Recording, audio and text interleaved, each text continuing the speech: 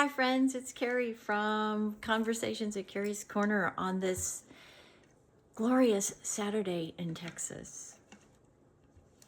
Today is, I think, my fourth podcast for the week. It's been a busy but traumatic week. And today I want to talk to you about this week and how so many of us are feeling. Conversations at Kerrie's Korner was set up, and why I decided to start making these podcasts is to try to repair our communication with each other by talking about subjects with my circle of influence, and then hopefully you take it and run with it, and it starts this snowball effect where we start talking to each other about what's happening in our world, our neighborhoods, our cities, our states, and our nations. The cell phone and social media has destroyed our communication skills. And so I wanted to try to use it in a positive way to bridge this gap. That's why I started it, because the last 5 years and the last election have really affected me significantly. That's why I started Conversations at Kerrie's Korner. Kerrie's Korner is actually in honor of my beautiful mother that passed away almost 3 years ago. She owned a business when I was a little girl called Kerrie's Korner. And when I started my DIY company, I wanted to pay homage to her by using that name again. It's obviously my name, Kerrie's Korner.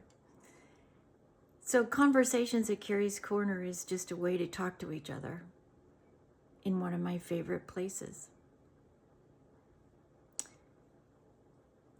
So this week,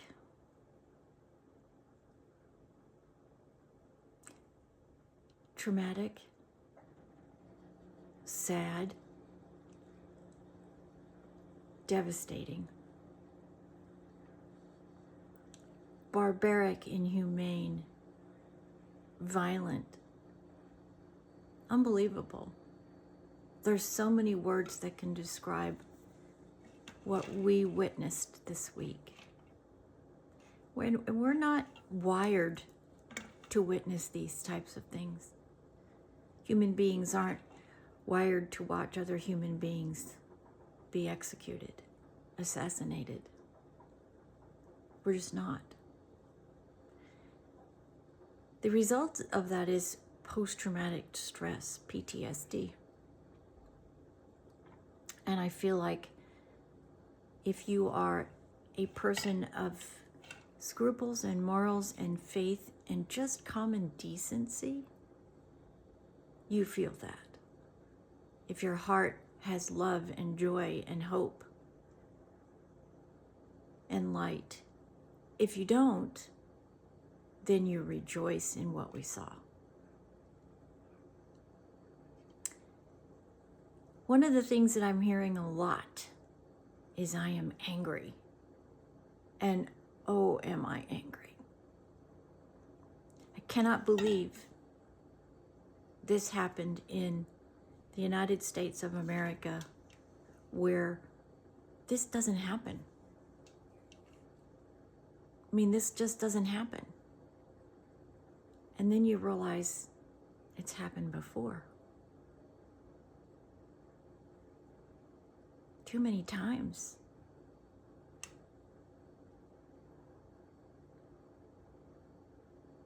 And people tangibly want somebody to be brought to justice for this. And he will. This deranged young man that has destroyed so many lives, including his own. But there's more to it than that.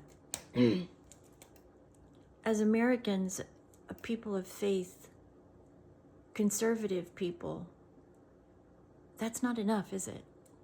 It's not enough. It's not enough, because when we look at a beautiful young woman, a widow in her 30s with 2 babies,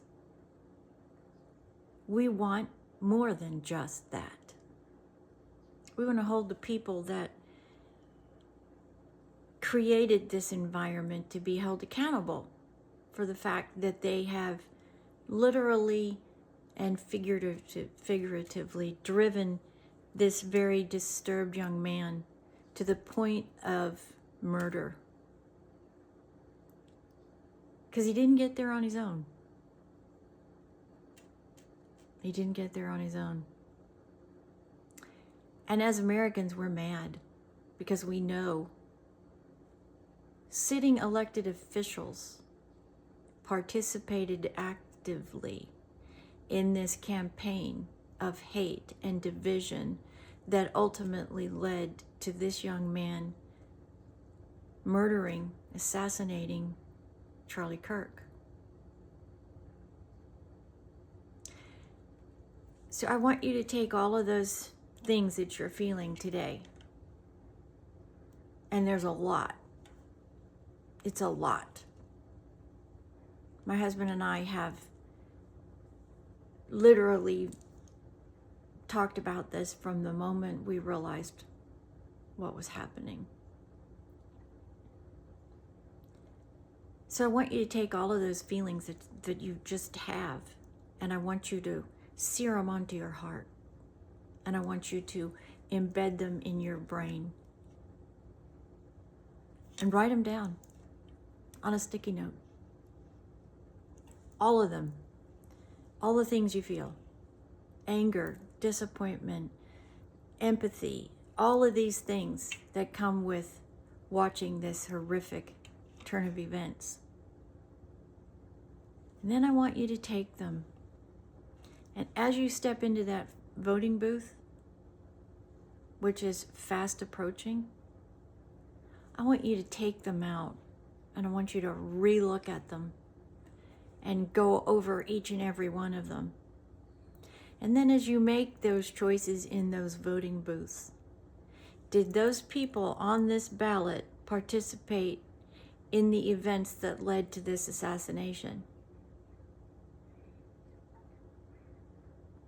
And if you're not okay with it, and you find that they are complicit in this event, they don't get your vote. Because see, that's the way patriotic Americans take back our country. We exorcise out of our government the cancerous individuals that are spreading this campaign of division and hate that they hope will destroy our country altogether. And yes, they are in our government. They are elected officials. They are complicit. Every single individual who has said hateful things, divisive things about our government, our leaders, our country, our leaders like Charlie Kirk, who were trying to open up a dialogue for the younger generation, so they knew that they were the next generation of our leaders. And if those people have participated in this cancerous campaign of hate and division, then we exercise our justice by removing them from office. That is how patriotic Americans, one by one by one by one, one vote, one vote, one vote, one vote, exercise this cancer from our government and from our nation. It's our patriotic duty to call out our leaders when we feel they have failed us. And I frankly feel they have all failed us. Because if they were really, really true American leaders, they would be individually calling out and demanding this stop. And they're not all doing that. Some aren't participating in it, but silence is not acceptable. Silence is not acceptable. Now more than ever. In the days between now and the days of our midterm elections, every single elected official needs to be watched. What they say, how they act, what their ideology is, and we have to pay attention as the American public. That's how we, one by one, remove the cancerous tumors that are in our government that have nearly destroyed us. By our vote. By our patriotic duty. And if they're not getting it done, they're done. That's how we honor our nation, our forefathers, our faith, and the message that Charlie Kirk was assassinated for.